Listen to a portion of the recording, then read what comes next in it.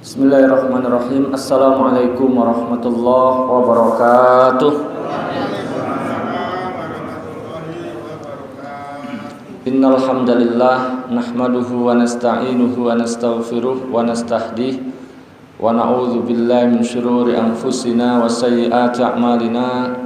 May yahdihillahu fala mudhillalah wa may yudlilhu fala hadiyalah. Asyhadu an la ilaha illallah wahdahu la syarikalah wa asyhadu anna Muhammadan abduhu wa rasuluhu alladzi la nabiyya ba'dah. Allahumma shalli wa sallim ala hadan nabiyil karim Muhammadin wa ala alihi wa sahbihi ajma'in.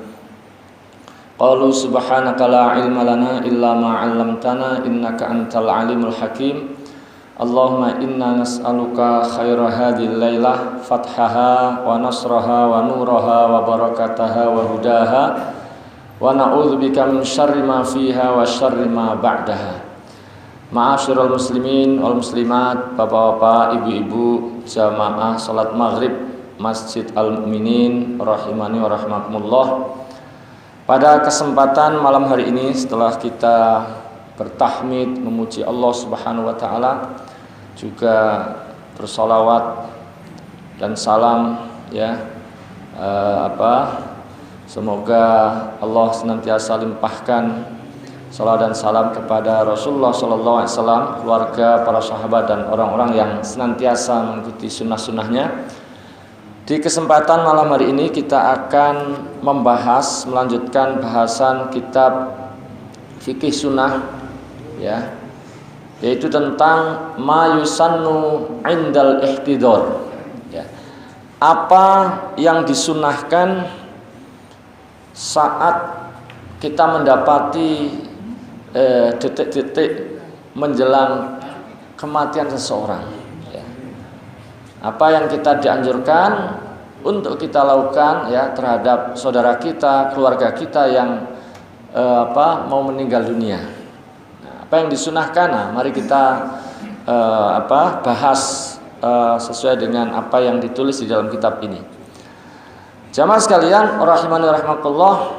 Yang pertama adalah talqinul muhtadir la ilaha illallah.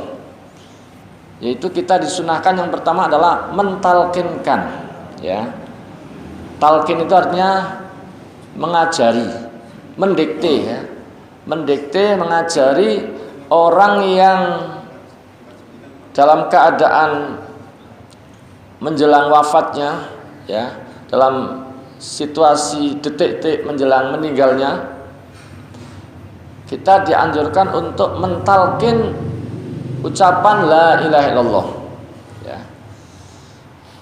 Tujuannya apa? Tujuannya agar kalimat la ilaha illallah ini menjadi kalimat terakhir sebelum dia meninggal.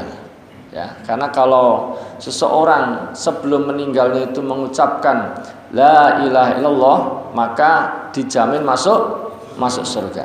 Maka kewajiban kita, orang yang masih sehat, masih hidup dan kebetulan berada di tempat tersebut, di tempat di mana saudara kita mau menghadapi kematiannya, maka kita mengajari.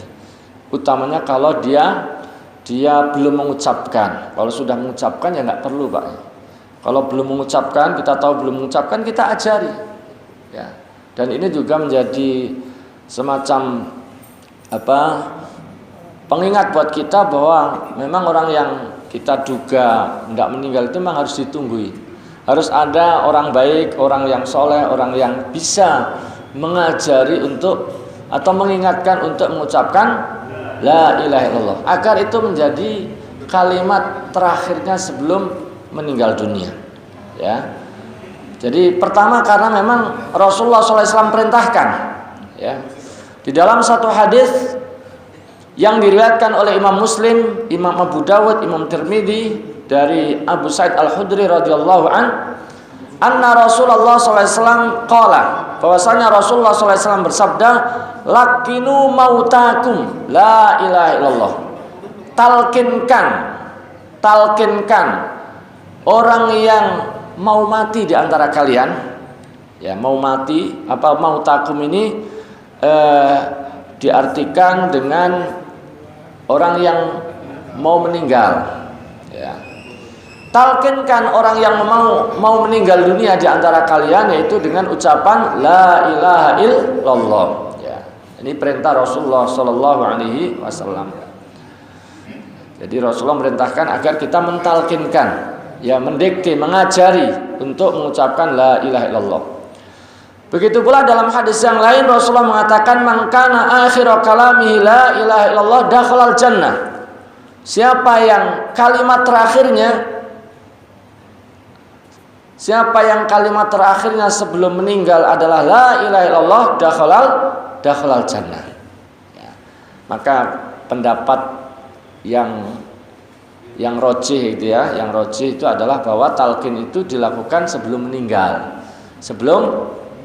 Kata mautakum itu kebanyakan mengartikan orang yang sebelum meninggal. Meskipun ada juga pendapat yang mengartikan sesuai dengan kata-kata yang digunakan mautakum itu artinya orang yang sudah mati. Makanya kita dapati dalam prakteknya ada juga yang mentalkinkan itu bukan saja sebelum meninggal tapi sudah meninggal. Ya, kita juga harus berlapang dada mendapati ada perbedaan itu karena memang kalimat yang digunakan oleh Rasulullah itu mautakum. Tapi kalau dikaitkan dengan hadis yang kedua tadi bahwa tujuan talqin itu adalah agar itu menjadi kalimat terakhir sebelum meninggal, maka ini lebih dekat mautakum itu diartikan sebagai orang yang mau meninggal. Para hadirin sekalian rahimana rahimakumullah, wat talqin innama yakunu fi halatin ma idza kana la yantiqu bi lafdz syahadah. Talqin itu dilakukan dalam situasi di mana orang itu tidak mengucapkan syahadat atau belum mengucapkan syahadat, belum mengucapkan la ilaha illallah. Fa in kana yantiqu biha fala makna talqinuhu. Kalau dia sudah mengucapkan atau dia bisa mengucapkan la ilaha illallah maka tidak ada lagi makna atau arti talqin tersebut. Jadi tentu sekali lagi talqin itu diajarkan, disampaikan kepada orang yang belum mengucapkan. Karena bisa jadi ada di antara orang yang kita dapati meninggal itu dia sudah mengucapkannya. Kalau sudah mengucapkannya nggak perlu ditalqin. Ya, yang penting setelah ucapan la ilaha illallah itu tidak mengucapkan kata-kata yang lain, gitu ya. Wa talqin innama yakunu fil hadiril aqla al-qadri 'alal kalam. Talqin juga dilakukan terhadap orang yang akalnya masih ada, masih sadar, masih hadir dan yang bisa bicara. Fa inna syaridal lubbi la yumkinu talqinu. Adapun orang yang akalnya sudah hilang, sudah enggak ada akalnya, sudah hilang ingatan begitu, maka ya tidak mungkin lagi ditalqin. Ya. Wal ajizu 'anil kalami yuraddidu asy-syahadata fi nafsi. Dan orang yang memang tidak bisa bicara, maka dia mengulang-ulang syahadat itu pada dirinya. Qala ulama, berkata para ulama, wayam bagi Allah yulaha alaihi fi dzalik. Seyogyanya dalam masalah talqin ini tidak didesak-desak. Ya, tidak didesak-desak untuk mengucapkannya. Wala yaqulu lahu, janganlah orang yang mentalqin itu mengatakan kepadanya qul la ilaha illallah. Ucapkan la ilaha illallah. Kenapa nggak boleh didesak-desak? Khasyata an yatjaro ya. Khawatir dia kalau diulang-ulang, didesak-desak nanti dia bosan. Nanti dia malah nggak suka dengan dengan kalimat itu. Fayatakallamu bikalamin ghairi laikin. Sehingga karena didesak-desak terus dia mungkin nggak berkenan, nggak suka, akhirnya bereaksi mengucapkan kata-kata yang nggak layak, malah ngomong yang macam-macam, nanti ngomong binatang, ngomong tadinya kita ingin talqin tapi malah karena kesel gitu Pak ya, didesak-desak akhirnya mengucapkan kata-kata yang nggak layak. Makanya ya nggak boleh dipaksa-paksa. Walakin yaquluha bihaitsu yasma'u ma'radan lahu. Akan tetapi yang talqin itu hendaknya mengucapkan ya yang sekiranya dia bisa dengar dengan baik. Dalam rangka apa? Untuk menunjukkan kepada yang mau meninggal tadi. Ya, liyaftana lahu fayaqulha, agar dia faham dan mengucapkannya sendiri, mengucapkannya. Wa idza atabis syahadah marratan, kalau dia sudah mengucapkan syahadat sekali, ya, la yu'awidu talqin, maka tidak perlu diulang lagi. Jadi kalau sudah mengucapkan, menirukan sekali ya sudah, kita tidak mengulang lagi ya. Selagi dia tidak mengucapkan kata-kata yang lain.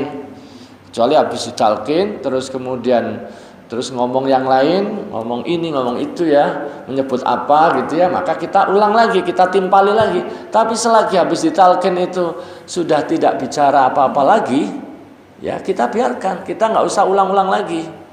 Dan orang dalam kondisi seperti itu jangan dipancing-pancing untuk bicara yang lain. Saya lihat ada di TV itu Pak, ada orang dalam kondisi pendarahan. Katanya sih pendarahan gitu ya, terus di rumah sakit terus ada temennya atau keluarganya itu mengajak bicara, ayo sehat-sehat lagi, nanti tiktokan lagi. Jadi diingatkan TikTok, bukannya gitu ya.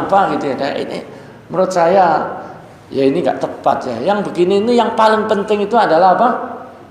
Tadi talqin, masa diingatkan TikTok atau diingatkan apa-apa yang kebiasaannya itu. Taruhlah punya kebiasaan itu ya, saat itu tidak tepat untuk ini. Ini yang paling mendesak itu adalah ya diajarkan tadi ya. Kalau sekiranya kita duga dia akan meninggal. Jamaah sekalian rahimakumullah, wa jumhurul ulama ala annal muhtadir ya yaqtasiru fi talqini ala lafzi la ilaha illallah. Mayoritas ulama berpendapat bahwa orang yang mau meninggal dunia itu cukup ditalqin dengan lafaz la ilaha illallah saja. Lidhahiril hadis, berdasarkan dhahir hadis yang tadi kita sampaikan ya, laqinu mautakum la ilaha illallah. Jadi cukup dengan la ilaha illallah. Ya tidak perlu dua syahadat, asyhadu alla ilaha illallah wa asyhadu anna muhammadar rasulullah. Karena kalimat yang dikatakan Rasulullah laqinu mautakum la ilaha illallah. Sehingga berdasarkan hadis ini mayoritas ulama berpendapat mentalkin itu adalah dengan kata-kata la ilaha illallah. Ya, ini mayoritas ulama. Meskipun ada juga menurut mu'alif kitab ini wa yara jama'atun annahu yulaqanu asyhadataini ya. Segolongan ulama berpendapat bahwa orang yang mau meninggal itu ditalqin dengan dua kalimat syahadat. Kenapa? Karena maksud dari talqin itu adalah mengingatkan tauhid, dan tauhid itu ya bertumbuh pada dua syahadat tadi. Tapi yang lebih roji, lebih kuat ya, apalagi dalam situasi mungkin kemampuan bicaranya juga terbatas, maka saya lebih cenderung pada pendapat yang pertama tadi, bahwa cukup dengan apa? La ilaha illallah ya. Kalau udah bisa itu udah alhamdulillah. Kalau terlalu panjang nanti kerepotan juga. Di samping memang zahir kalimat yang disampaikan Rasulullah dalam zahir hadis tersebut itu adalah ucapan la ilaha illallah saja. Baik. Jadi yang pertama yang disyariatkan untuk kita lakukan, dianjurkan untuk kita lakukan terhadap orang yang mau meninggal itu adalah mentalqinkan. Dan orang yang mentalqin ya harus tenang. Ya, dia faham apa yang dia lakukan ya, tidak panik ya. Kalau panik itu akhirnya tadi maksa-maksa, padahal maksa tadi itu nanti bisa berefek buruk, bisa berefek orang itu bereaksi mengeluarkan kata-kata yang malah tidak tepat ya, tidak tepat. Para hadirin sekalian rahimani rahimakumullah, dan kalau orang itu tenang dan faham, tentu ya kalau sudah ada yang talqinkan, tidak kemudian ada ustadz datang disuruh nalkinin lagi. Tadi udah ditalkinin. Jadi kalau sudah ditalkinkan sudah nggak perlu, meskipun ada Pak Kiai, ada Pak siapa datang gitu ya, nggak perlu lagi.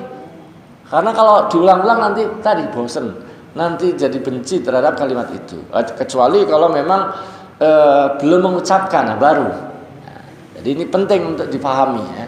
Jadi karena tujuan talqin itu adalah memastikan bahwa yang diucapkan sebelum meninggal itu adalah apa Pak? La ilaha illallah. Yang kedua yang kita disyariatkan untuk melakukan adalah taujihu ilal kiblah, menghadapkan kiblat. Jadi menghadapkan kiblat itu mestinya dilakukan sebelum meninggal.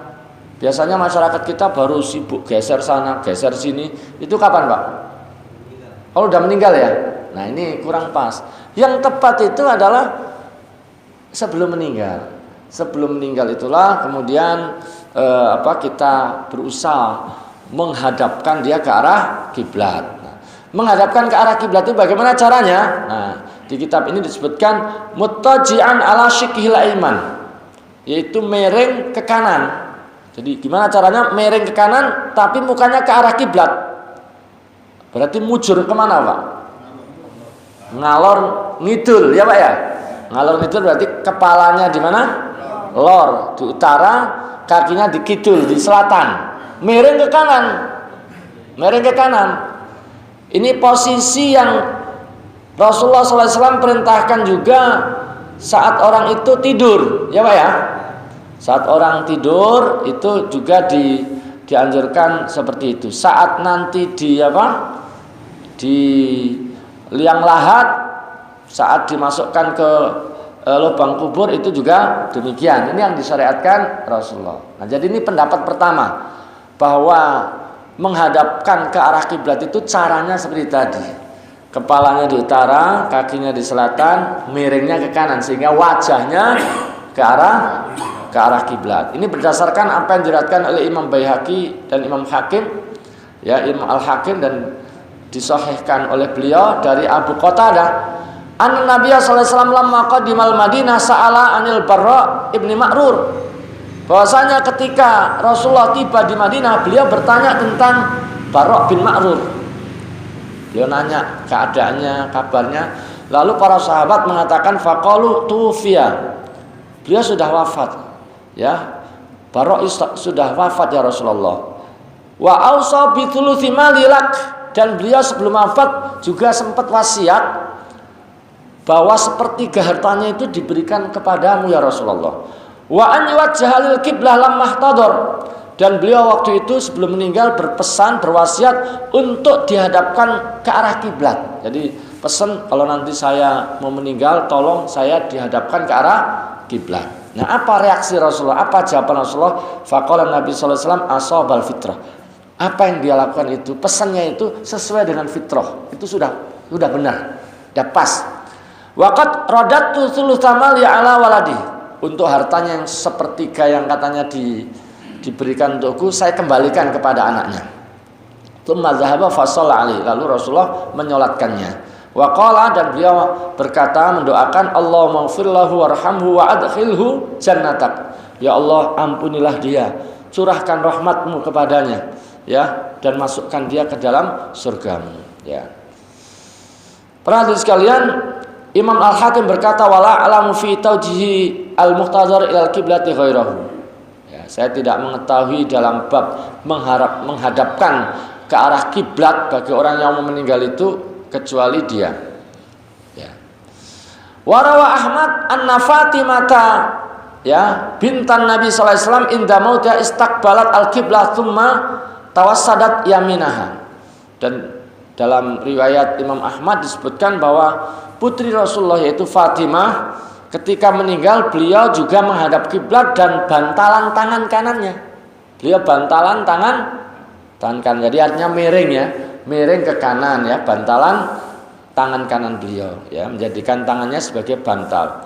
Wa hadis-sifah allati amara ar-rasul an-naim an yanama 'alaiha wallati yakunu 'alaiha al-mayyit fi qabrihi. Dan cara seperti inilah yang diperintahkan Rasulullah kepada orang yang tidur, ya, bagaimana seharusnya orang itu tidur, ya, dan juga cara seperti ini yang dianjurkan untuk dilakukan terhadap mayit saat di dalam lubang kubur itu.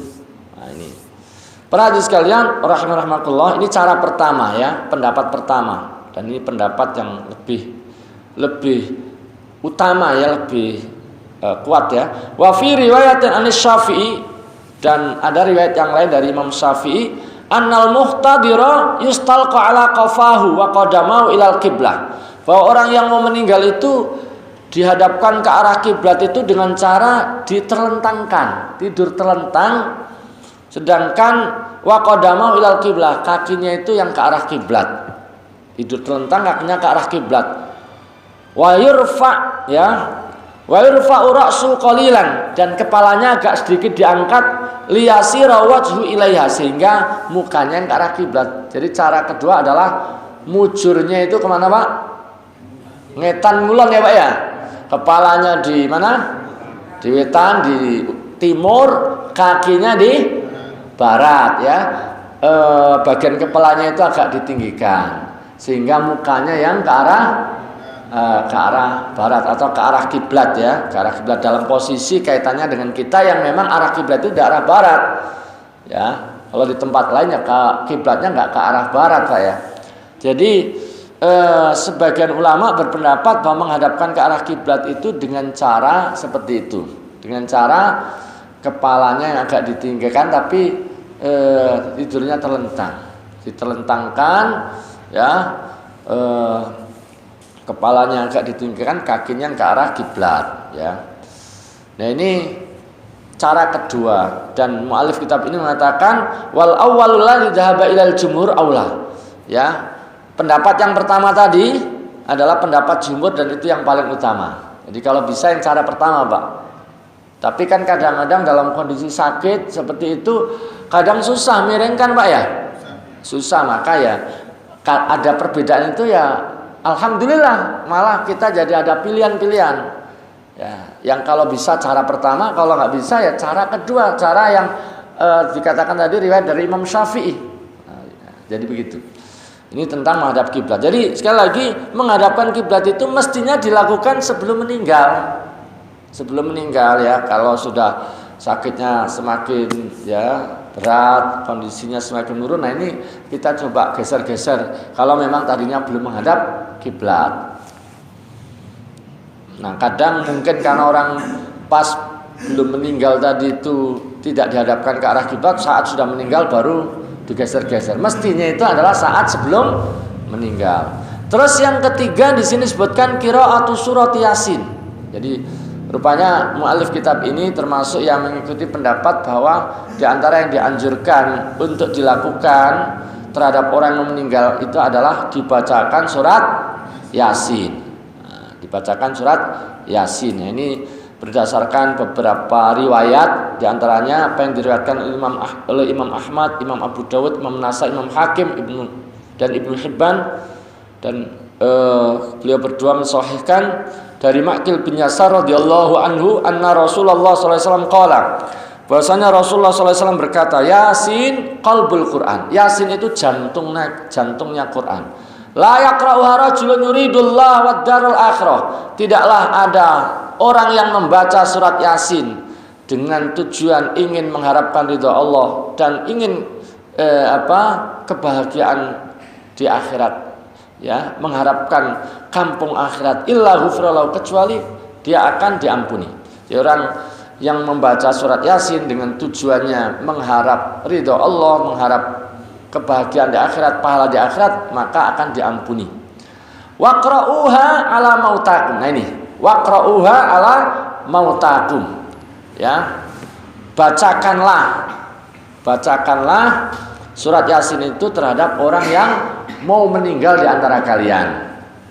Nah, karena itu berdasarkan ini di antara ulama berpendapat bahwa di antara yang dianjurkan untuk dilakukan terhadap orang yang mau meninggal itu adalah membacakan surat Yasin ya.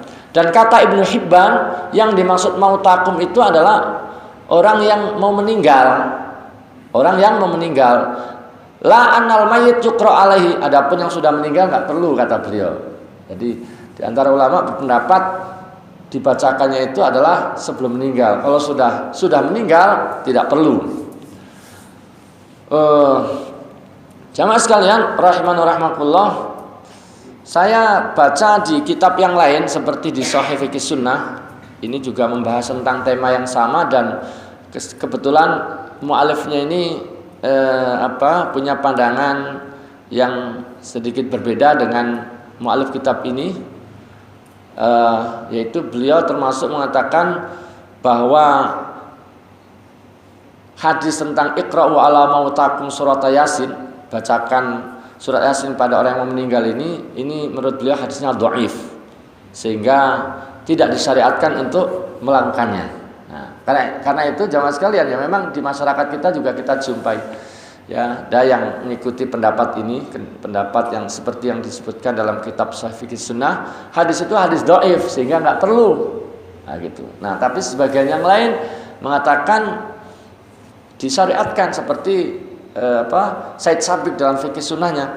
Saya tadi sebelum kesini saya coba buka tafsir Ibnu Katsir, ya, ketika beliau sebelum menjelaskan tafsir surat Yasin itu beliau juga sebutkan hadis ini. Jadi menurut yang saya baca, ya berarti Ibnu Katsir termasuk juga merekomendasikan membaca surat Yasin kepada orang yang mau meninggal, ya, mau meninggal. Dan di dalam kitab tafsir Ibnu Katsir itu disebutkan, walihada qala ba'dul ulama min khasaisi hadis surah, karena itu berkata sebagian ulama bahwa di antara kekhususan surat ini annaha la tuqra'u inda amrin asirin illa yassarahu Allah taala, bahwa surat ini tidaklah dibacakan pada urusan yang sulit kecuali Allah akan mudahkan. Jadi menurut sebagian ulama, kalau orang punya urusan yang sulit, rumit, ya, maka dibacakan surat Yasin biar apa, Pak? Biar dilancarkan, dimudahkan. Wa ka'anna qira'ataha indal mayyit, dan seakan anjuran membaca surat Yasin kepada mayit, pada orang yang meninggal, termasuk litanzila ar-rahmah wal barakah, agar rahmat dan barakah diturunkan, dan juga waliyashala alaihi khurujur ruh, dan juga agar dimudahkan keluarnya ruh, agar dipermudah ruhnya itu apa? Keluar. Ya, kadang mungkin ada orang yang mau meninggal itu kayaknya susah gitu, ya.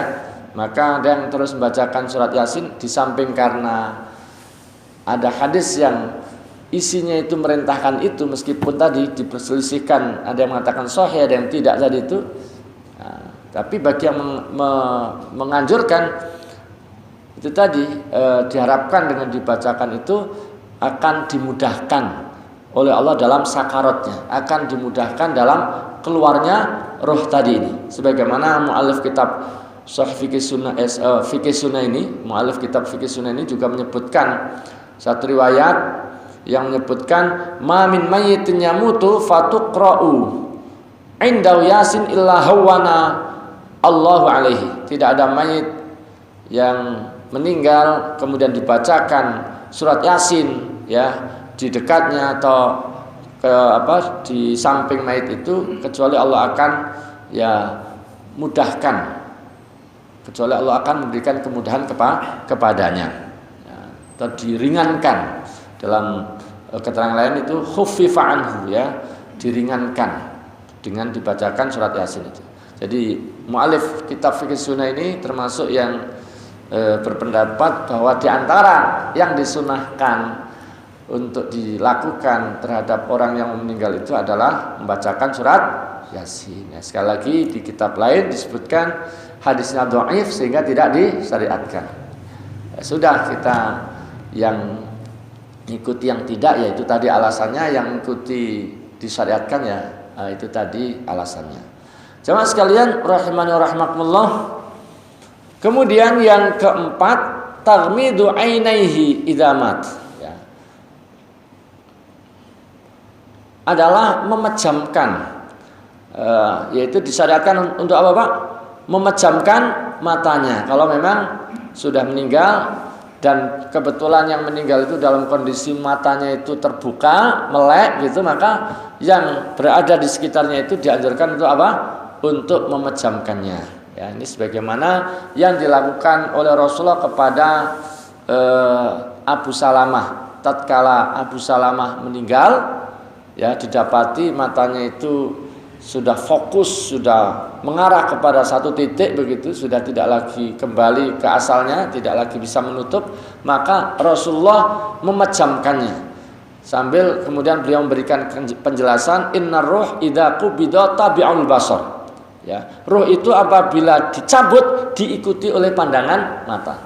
Nah, kalau sudah keluar nggak bisa balik lagi ya. Tugas orang yang berada di sekitarnya itu untuk memejamkannya. Baik, yang berikutnya yang kelima, tasjiyatu siyanatan lahu anil inkishaf. Ya.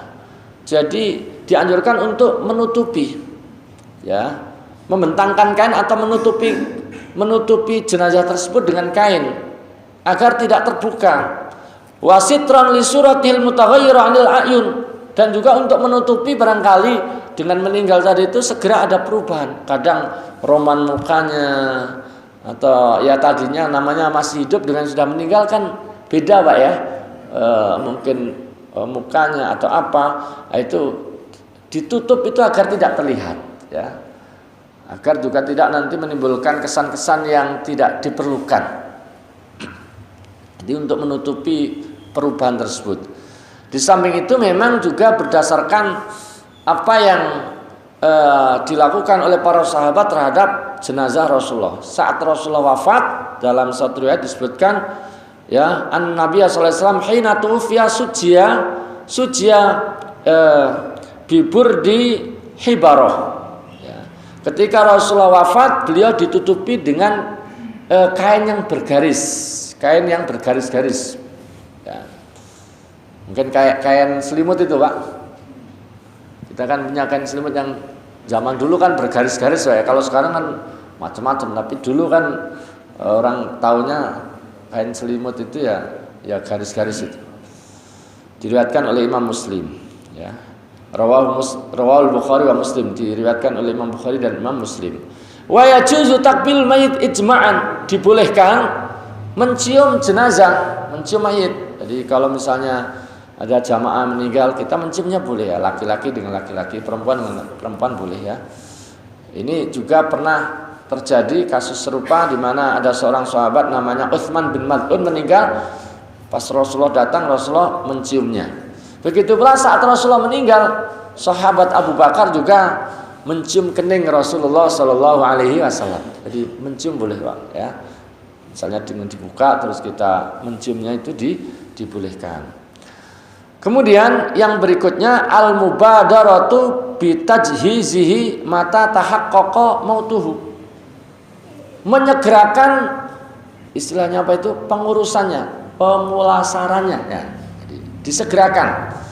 Ya kalau sudah pasti meninggal, sudah bisa dipastikan bahwa betul-betul sudah meninggal.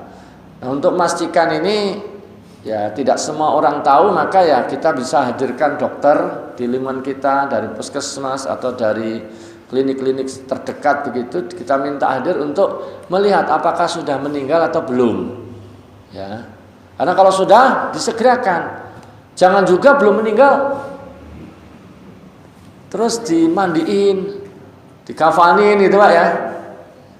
Jadi harus dipastikan dulu, karena ada juga pernah kejadian pas dimandikan gerak-gerak gitu ya, gerak-gerak akhirnya dihentikan. Ini saya pernah mendapati begitu ya. Saya nggak ikut mandikan, tapi tadinya sedang dimandikan, tiba-tiba dihentikan. Kenapa? Masih hidup Pak, masih hidup gitu ya. Ya akhirnya dihentikan, terus ya nggak lama kemudian ya dilanjutkan, terus meninggal. Tapi pada saat itu katanya kata yang mandikan masih hidup. Maka harus dipastikan dulu. Maka biasanya di rumah sakit itu ketika dikatakan sudah meninggal itu baru boleh diurus, diambil atau dilakukan pemandian dan seterusnya, itu biasanya menunggu berapa jam Pak? 2 jam atau 1 jam? Ya pokoknya ada jarak tertentu untuk memastikan ini betul-betul meninggal atau belum. Ya. Nah kalau sudah meninggal maka hendaklah segera walinya itu memandikan, ya, mandikan, mengkafankan, menyolatkan, dan terus menguburkan.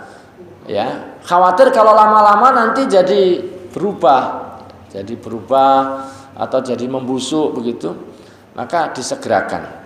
Karena memang Rasulullah SAW juga pernah mengatakan bahwa la yambaghi li jifati muslimin antuh basa baina dhahrai ahli. Tidak selayaknya ya mayat seorang muslim itu ditahan lama-lama di tengah keluarganya.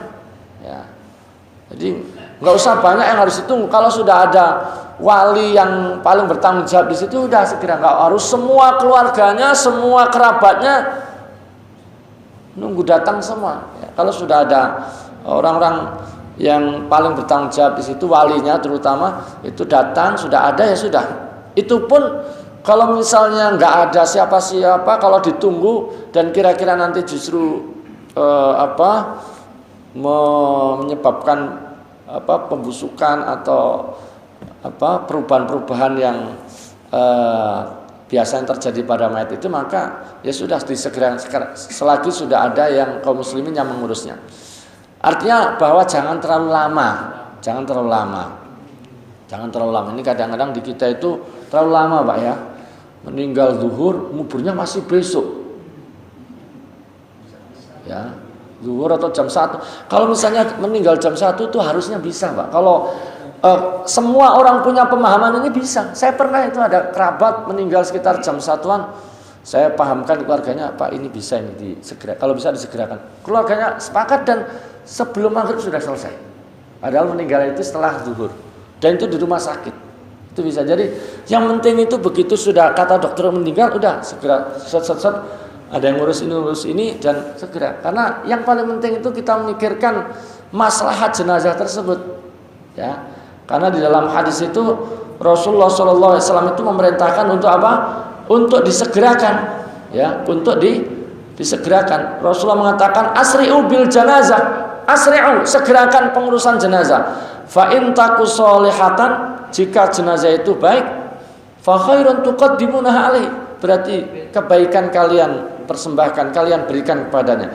Wa in taku ghairu dzalik, kalau tidak baik, fa syarrun tad'unahu an liqabikum, maka berarti kalian melepaskan ya, meletakkan keburukan dari pundak-pundak kalian. Artinya memang kita disuruh segerakan karena bisa jadi yang bersangkutan ya mungkin mendapatkan cobaan sudah lama dan dengan sabarnya pahalanya besar.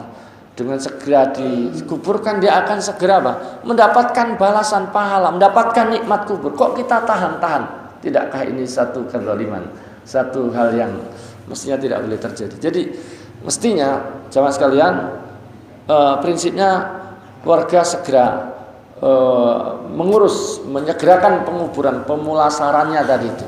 Nah, adapun Pak kitanya sih mau segera tapi nggak ada yang gali. Nah, misalnya ya ada kesulitan dalam prosedur ininya, ya itu berarti bukan urusan kita, berarti kita nggak ikut bertanggung jawab. Jangan sampai penundaan itu ada pada kita.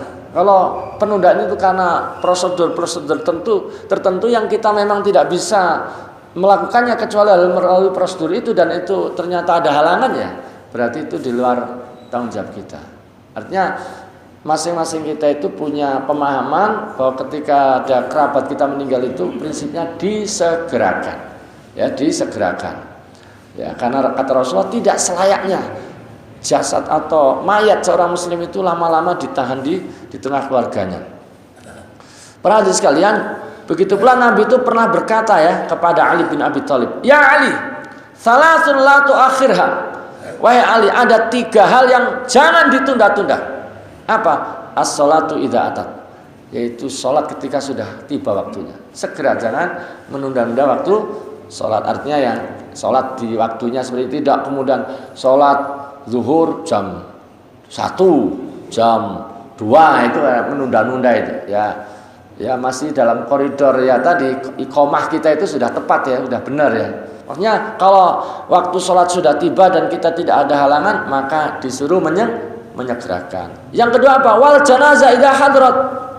Jenazah kalau memang sudah betul-betul sudah meninggal itu, sudah pasti meninggal ya, segera diurus pemulasarannya, pengurusan jenazahnya sampai menguburkannya. Wal ayyim idza wajadat kuf'an. Ya. Dan ayyim itu di sini diterangkan yaitu orang yang misalnya janda atau orang yang tidak punya pasangan, ya, orang yang belum menikah. Orang yang belum menikah, kalau seorang wanita yang sudah belum menikah terus sudah mendapatkan yang sekufu, yang sepadan dengannya, segerakan, jangan ditunda-tunda. Udah ketemu jodohnya jangan jangan ditunda-tunda. Nanti akan menjadi fitnah, menjadi sebab-sebab kerusakan di kemudian hari. Jadi ada 3 hal yang tidak boleh ditunda kata Rasulullah. Apa? Salat kalau sudah tiba waktunya, kemudian jenazah kalau sudah betul-betul dipastikan meninggal, ya. Kemudian seorang wanita yang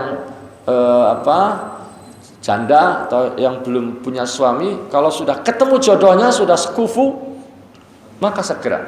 Jangan ditunda-tunda. Kita jangan menjadi penyebab penundaan itu. Jamaah sekalian, rahimani wa rahmakumullah. Kemudian yang ke-7 di sini disebutkan qada'u dainihi. Qada'u dainihi, yaitu melunasi hutang-hutangnya. Ya, melunasi hutang-hutangnya. Ya, karena Rasulullah SAW pernah berkata, nafsul mu'mini mu'allaqatun bidaini hatta yuqda anhu. Jiwa orang yang beriman itu tergantung dengan utangnya sampai dibayar. Ya. Artinya apa? Amruha mauqufun la yuhkamu laha binajatin wala bihalakin.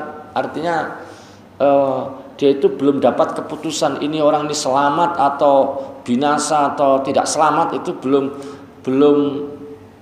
dapat keputusan. Artinya mahbusatun anil jannah, dia tertahan dari jannah, dari surga, tertahan dari masuk surga.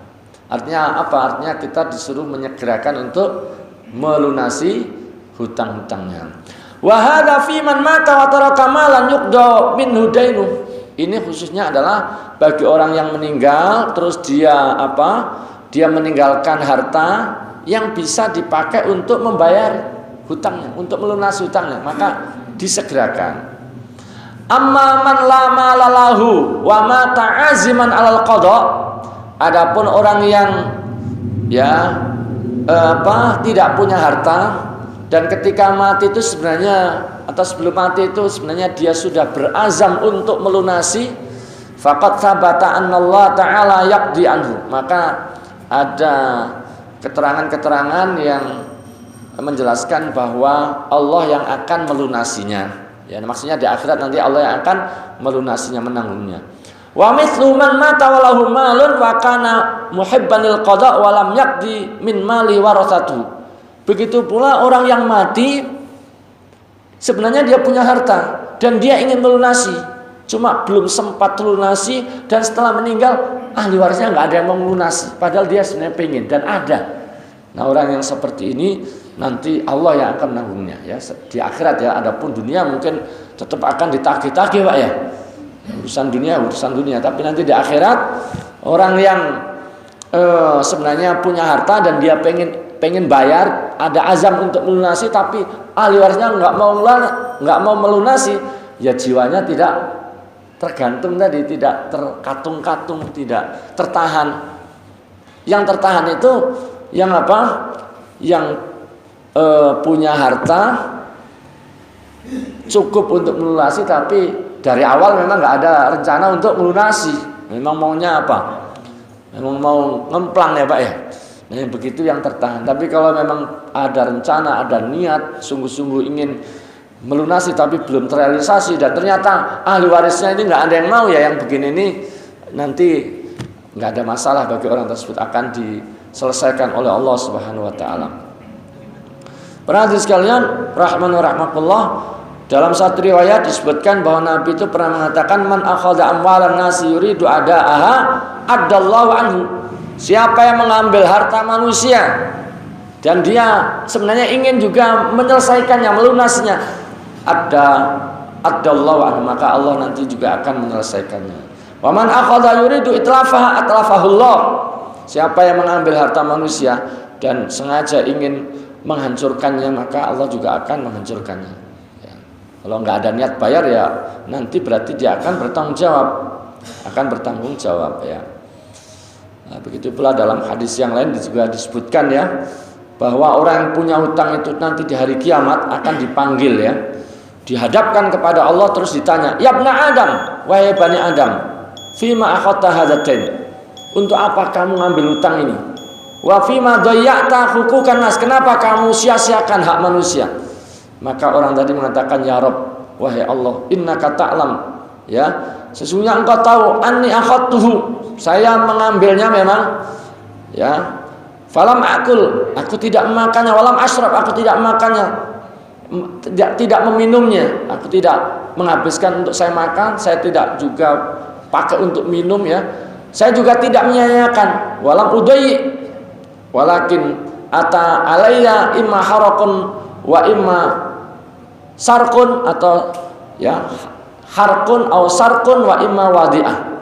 Tapi qadarullah ya, saya mengalami kebakaran, pencurian atau musibah, peristiwa yang akhirnya menyebabkan harta itu jadi hilang.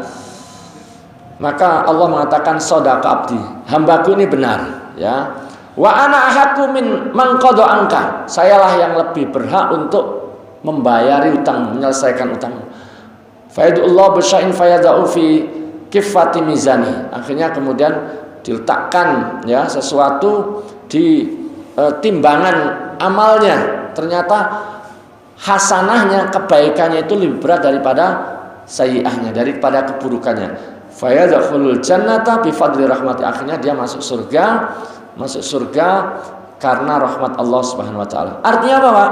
Orang yang memang pernah utang dan dia sebenarnya pengen bayar, tapi karena satu dan lain hal nggak terselesaikan, entah karena kebakaran, entah karena kehilangan atau mengalami musibah apa yang menyebabkan hartanya habis, padahal dia tadi itu pengen bayar, ternyata enggak ya. Nanti Allah yang akan menyelesaikan ya, di akhirat itu Allah yang akan menyelesaikan. Artinya tidak tertahan tadi. Yang tertahan itu yang memang nggak ada niat ya, nggak ada niat untuk menyelesaikan. Kemudian terakhir di sini juga disebutkan hadis tentang bahwa Nabi itu pernah nggak mau nyolatin orang yang punya utang, tapi ketika kemudian ya Allah membuka, Allah memberikan futuhat, kemenangan, menguasai negeri-negeri dan harta banyak, maka ketika ada orang punya utang, maka Rasulullah ya berkenan untuk menyolatkan orang tersebut ya, dan membayar hutangnya ya, membayar hutangnya. Dalam hadis Bukhari disebutkan, ana aula bil mu'minina min anfusihim faman mata wa alaihi dainun, kata Rasulullah, sayalah yang lebih berhak terhadap orang mukmin daripada diri mereka sendiri.